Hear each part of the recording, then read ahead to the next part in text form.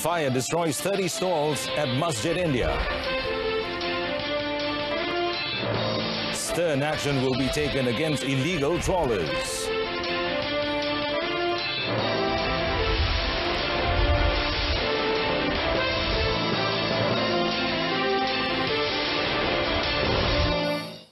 Hello and good afternoon. You're watching News On 2 with me, Muhammad Amin Carlos.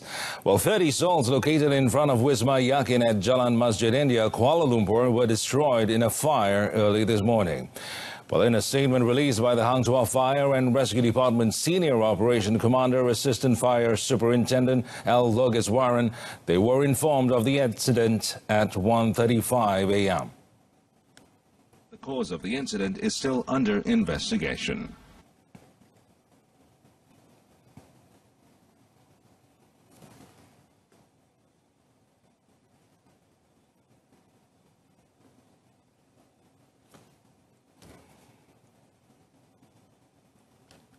Well, meanwhile, in another incident, a motorcyclist was killed in an accident involving 7 vehicles along Sungai Besi-bound Jalan Istana near Nirvana Memorial Park in Kuala Lumpur last night. Now, Logeswaran, who confirmed the incident in a statement, said that 6 cars and a motorcycle were involved in the crash. A 52-year-old motorcyclist died on the spot, while several car drivers and passengers sustained minor injuries. Fire and rescue officers were rushed to the scene upon receiving a distress call at 8:47 p.m. Logeswaran said the injured crash victims received treatment on location from the Hang Tuah Fire and Rescue Department's Emergency Medical Rescue Services, EMRS. He added that the body of the motorcyclist has been handed over to the police for further action.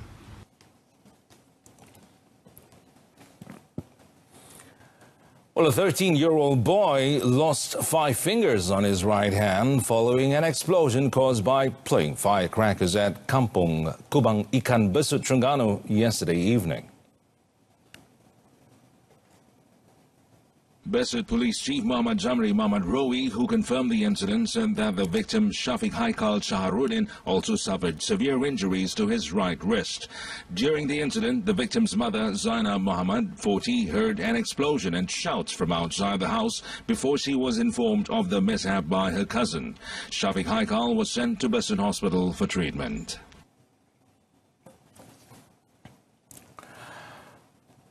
Well, still, action will be taken against cases of illegal trawlers which enroach the country's waters with the help of local authorities, including in Muar, Johor.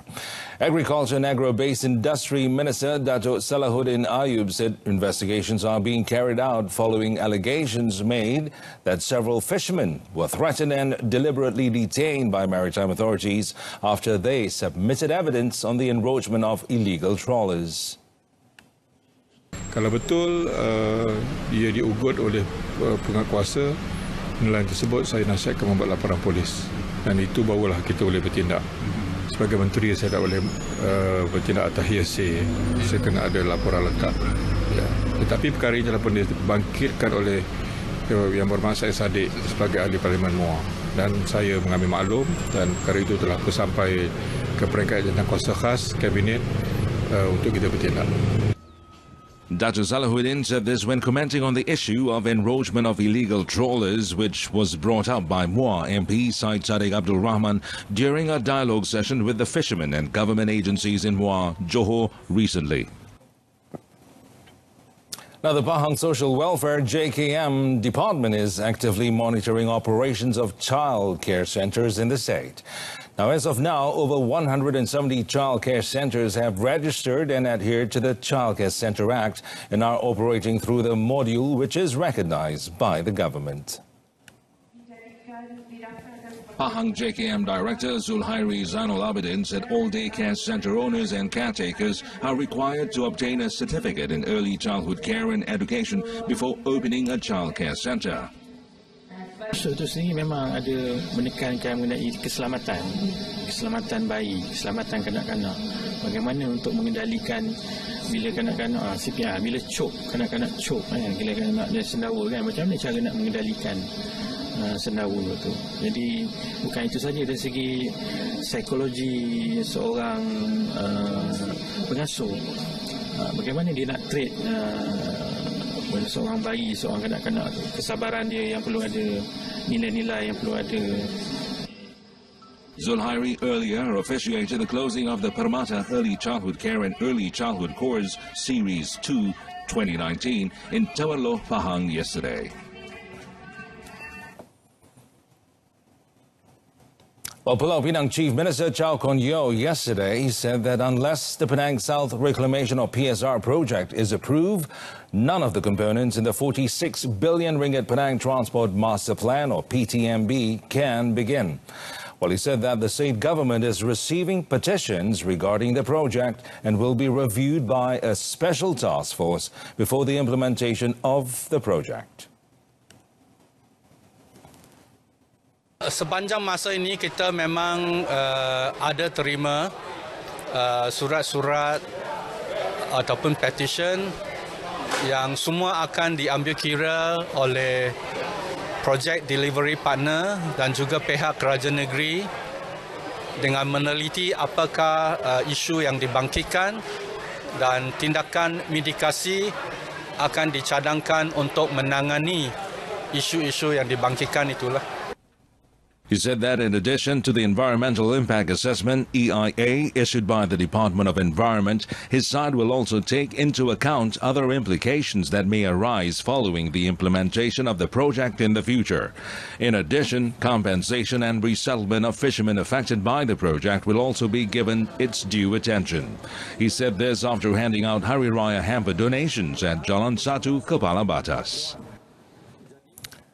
Well, the government's decision to amend the Wildlife Conservation Act 2010 is timely in view of the rampant poaching cases that threaten protected species. Animal welfare activist Tan Sri Leelam Thai in a statement said the numbers of various wildlife species have been declining due to the increasing number of poaching activities, which is done for profit.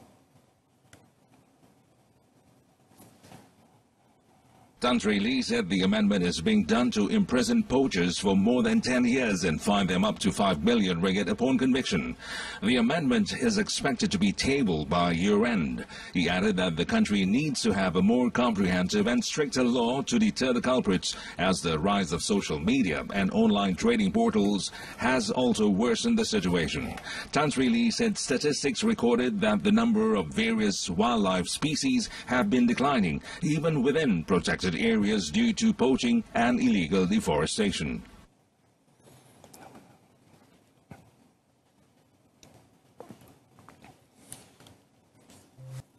But first, a relook at our top story. Now, 30 stalls located in front of Wisma Yakin at Jalan Masjid India, Kuala Lumpur, were destroyed in a fire early this morning.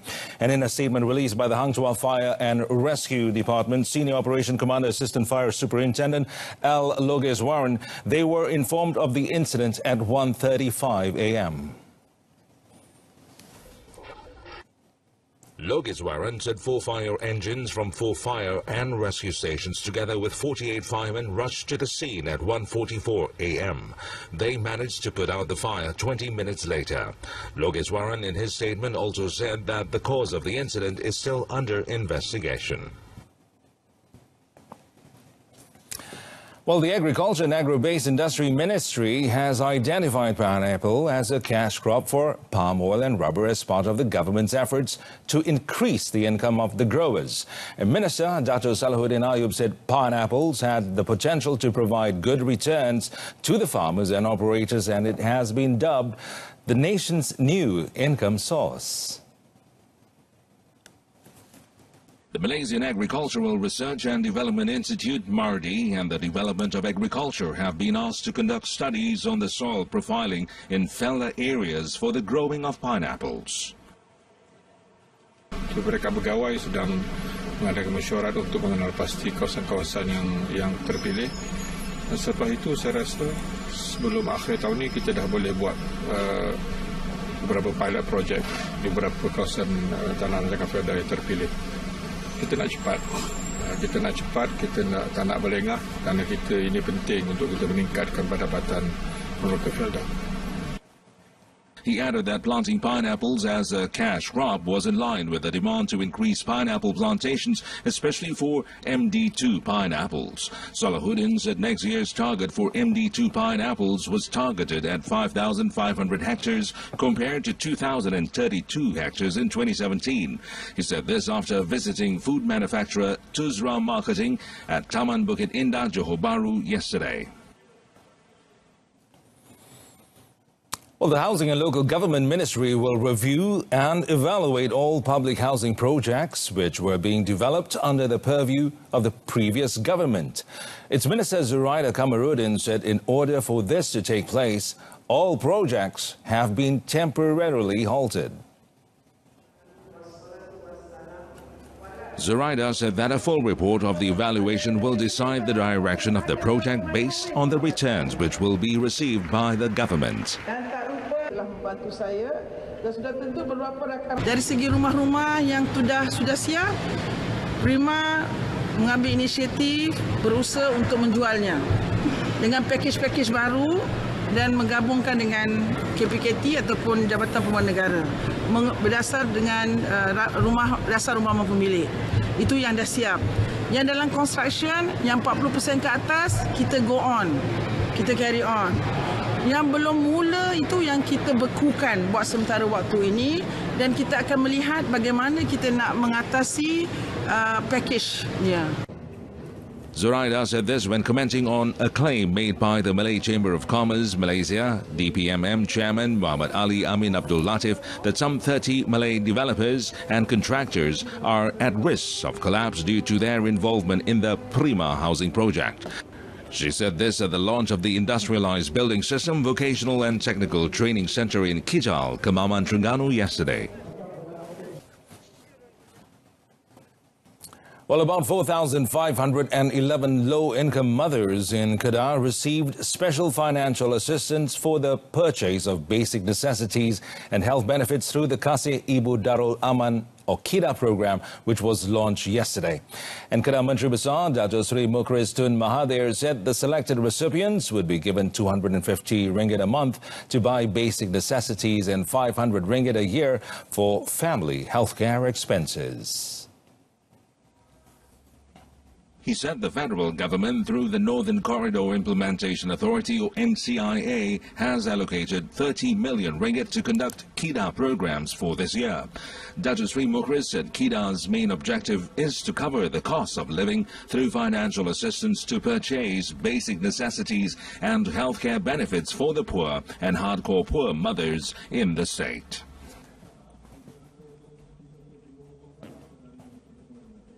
Kerajaan merasakan bahawa program KIDA dapat melegakan sedikit himpitan sara hidup rakyat termiskin. Tujuannya adalah untuk memastikan tidak ada keluarga atau masyarakat yang tertinggal dari arus pembangunan negeri Kedah. Dan kita membantu dari segi kewangan dan pada masa yang sama memberi peluang kepada ahli-ahli keluarga yang terlibat, khususnya anak-anak, untuk meningkatkan ilmu dan kemahiran. Moga-moga suatu hari nanti mereka juga dapat mencari sumber pendapatan dan sekaligus mampu menyara perbelanjaan keluarga. He said this after launching the program in Sheikh yesterday. Each recipient selected via the e-Kasih system will be given a 250 ringgit KIDA card a month to buy basic necessities at 100 grocery stores and a 500 ringgit KIDA card a year for family healthcare expenses at 78 clinics registered under the program. The decision on the fate of the Malaysian Islamic Economic Development Foundation, or YAPIM Director General Dato Abibullah Samsudin, who was alleged to have threatened his staff not to vote for Pakatan Harapan, or PH, during the 14th general election will only be known in 1 or 2 days' time. Now, the action will involve several processes, which includes the establishment of an internal audit task force by the YAPIM committee members. YAPIM's Board of Trustees member Professor Dr. Ghaffar Ismail said an investigation into the issue was done in November 2018. Proses ini saya lihat bahawa kita tidak boleh menyatakan bahawa seseorang individu itu dianggap bersalah sehingga kita mempunyai bukti yang kukuh. Dan proses ini dah harus dilakukan secara mendalam dan kita aware bahawa lembaga pengarah juga aware bahawa di dalam skim perkhidmatan Yapim juga kita lihat bahawa kaki tangan Yapim ini adalah berjawatan tetap. Jadi segala tindakan itu harus melalui saluran yang tertentu, melalui proses yang tertentu, termasuk garis panduan yang harus diikuti. Dan garis panduan yang diikuti ini harus kita lihat bahawa ianya adalah telus dan jelas. Professor Dr. Ghaffar, however, declined to comment on the position of the Director General in Yapim until it was completed. A special press conference will be held soon regarding the matter. He said this when met at the Yapim 2019 Ramadan Inspiration Iftar ceremony held at Masjid Jame Haji Ahmad Shah in Pontian, Johor. Well, the Sultan of Selangor, Sultan Sharafuddin Idris Shah, yesterday received business tithe or zakat from 6 companies amounting to 10.8 million ringgit and the breaking of fast with the people event held at Tengku Ampuan Jemaah Mosque in Bukit Jelutong. Sultan Sharafuddin received zakat amounting to 4.41 million ringgit from Malaysia Airports Holdings Berhad, 1.76 million ringgit from the Menteri Besar Selangor Incorporated, and 1.32 million ringgit from Masa University. Other companies were Kumpulan Rafulin Holdings and Iran Berhad, 1.34 million ringgit, and 1 million ringgit each from Saim Dhabi Property and Selangor Agricultural Development Corporation. At the event, Sultan Sharafuddin also presented zakat amounting to 219,500 ringgit to 439 asnaf in conjunction with Hari Raya Idul Fitri early next month. They all received 500 ringgit each. Also present were Tengku Permaisuri of Selangor, Tengku Permaisuri Nur Ashikin, the Raja Muda of Selangor, Tengku Amir Shah Sultan Sharafuddin Idris Shah, and Selangor Menteri Besar Amiruddin Shari. Now, Malaysia's involvement in the Organisation of Islamic Cooperation, or OIC, summit in the end of May is needed to overcome the challenges faced by the Islamic nation. Religious attaché of the Saudi Arabian Embassy, Sheikh Abdul Rahman Ibrahim Al Rubain, said as a whole, Malaysia is well respected and is considered an important member in the OIC. Sheikh Abdul Rahman said the presence of all Muslim leaders in the summit will allow them to discuss the various issues and challenges faced in the Islamic world, including the threat of violence as well as the conflict in Palestine. He said this after attending the Qadimul Haramain Al Sharifain Breaking of Fast program with NGOs at the Saudi Arabian Embassy in Kuala Lumpur yesterday. Deputy Prime Minister Dato Sri Dr. Wan Azizah Wan Ismail is scheduled to attend the Organisation of Islamic Cooperation Summit, OIC, which is to be held in Mecca, Saudi Arabia on 31st May. And with that, we conclude this afternoon's News on 2. In our top story, fire destroys 30 stalls at Masjid India. Do join us again at 7 this evening. I'm Mohammed Ahmed Carlos. Thanks for watching.